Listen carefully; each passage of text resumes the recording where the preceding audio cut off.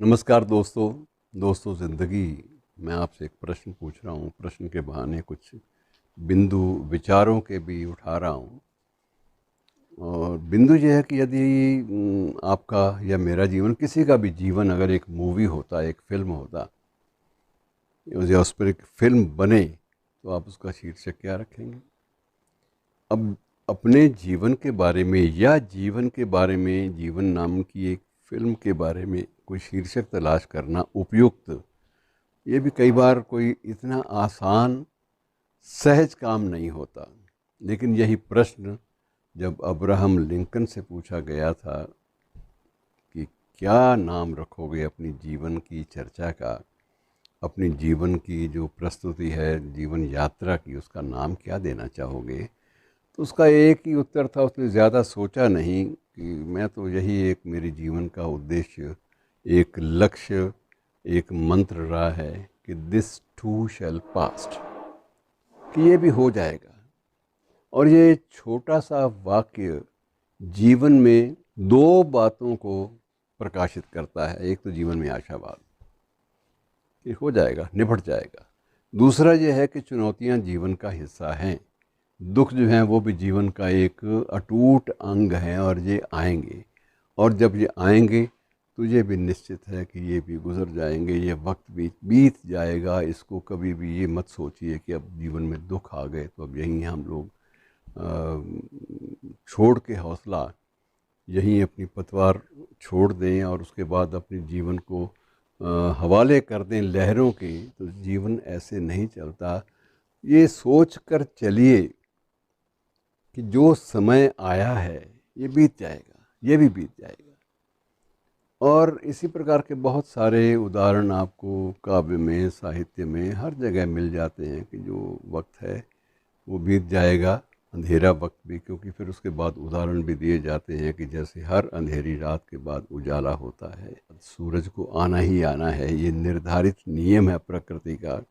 अगर सूर्य को बादल ढकने का भी प्रयास करेंगे तो फिर भी जो रोशनी है सूर्य की, वो बादलों को चीर कर भी इस पूरी सृष्टि को या आसपास के क्षेत्र को, जो भी उसकी आभा मंडल में आएगा, उसको प्रकाशित कर देगी।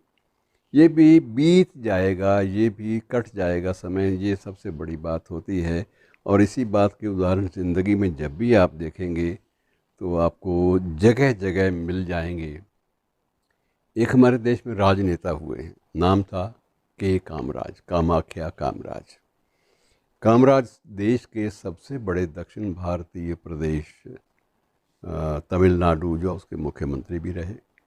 और कालांतर में सिर्फ संगठन की क्षमता के कारण उन्हें इस देश के तत्कालीन, उस समय के सबसे बड़े राजनीतिक दल का नेता भी चुन लिया गया। और वो दल कौन सा था?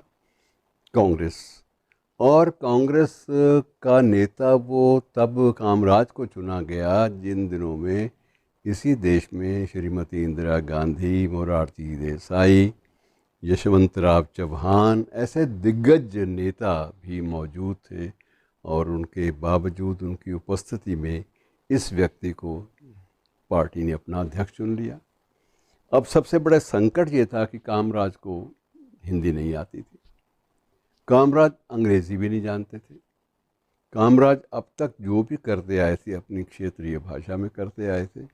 अब क्षेत्रीय भाषा में राष्ट्रीय दल को चलाना और राष्ट्र की राजनीति का संचालन करना, ये बड़ा अजीब सा, स्पष्ट नहीं हो पाता इसका उद्देश्य क्या था। और ये भी स्पष्ट नहीं हो पाता कि ये बंदे ने इसका संचालन कैसे किया होगा दल का, ये बात भी समझ में नहीं आती। और उस समय देश की एक राजनीतिक योजना इतनी व्यापक थी कि लोग सोचते रह गए कि ये योजना कैसे, कौन लाया। और उस योजना का नाम ही कामराज योजना ही था।